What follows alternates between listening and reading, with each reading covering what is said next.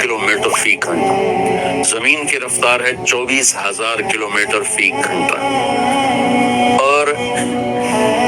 سورج زمین سے 12 لاکھ گنا بڑا ہے، اور وہ گیسز کا مجموعہ ہے، اس میں کوئی ٹھوس چیز نہیں، گیسز ہیں، سب گیسز، اور اس میں 1 سیکنڈ میں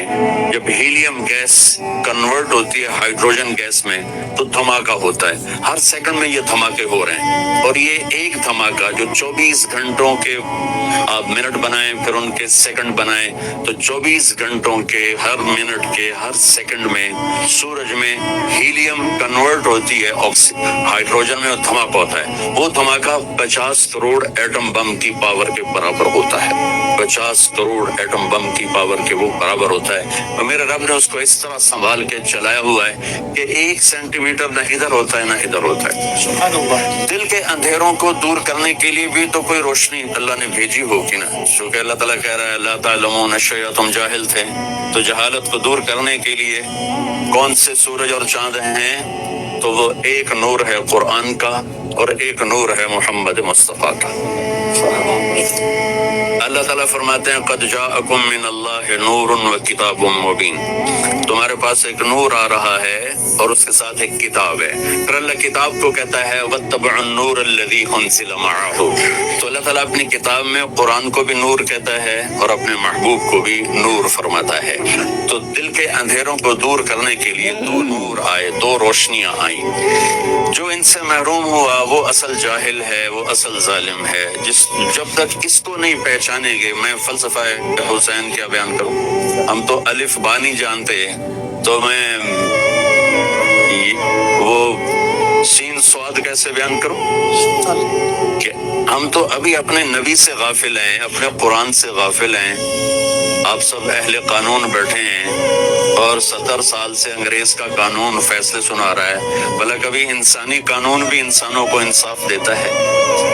میرے اللہ ہی کا قانون ہے جو انصاف دینے کی طاقت رکھتا ہے، اس سے آپ لوگوں نے صرف رکھ لیا ہے کوئی مر گیا تو وہ قرآن خوانی کر لیں یا نماز میں قرآن پڑھ لیں، یہ تو یہدی للتی ہی اقوم ہے، یہ تو وہ کتاب ہے جو ہمیں راستہ دکھاتی ہے، اور میرے نبی کا فرمان ہے فَإِذَا الْتَبَسَتْ عَلَيْكُمُ الْأُمُورُ كَقِطْعِ اللَّيْلِ الْمُظْلِمِ فَعَلَيْكُمْ بِالْقُرْآنِ فَإِنَّهُ مَاحِلٌ مُصَدَّقٌ وَشَافِعٌ مُشَفَّعٌ مَنْ جَعَلَهُ أَمَامَهُ قَادَهُ إِلَى الْجَنَّةِ وَمَنْ جعله خلفه ساقه إلى النار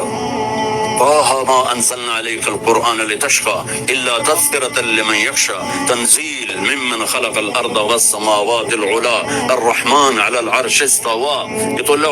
لو أنزلنا هذا القرآن على جبل لرأيته خاشعا متصدعا من خشية الله حميم والكتاب المبين إنا أنزلناه قرآنا عربيا لقوم يعلمون بشيرا ونذيرا فأعرض أكثرهم فهم لا يسمعون لو أنزلنا هذا القرآن على جبل لرأيته خاشعا متصدعا من خشية الله وتلك الأمثال نضربها للناس لعلهم يتفكرون۔ سب سے پہلے تو آپ لوگوں کو یہ آواز اٹھانی چاہیے تھی کہ ہم لوگوں کو انصاف نہیں دلا سکتے جب تک قرآن بیچ میں نہیں آئے گا،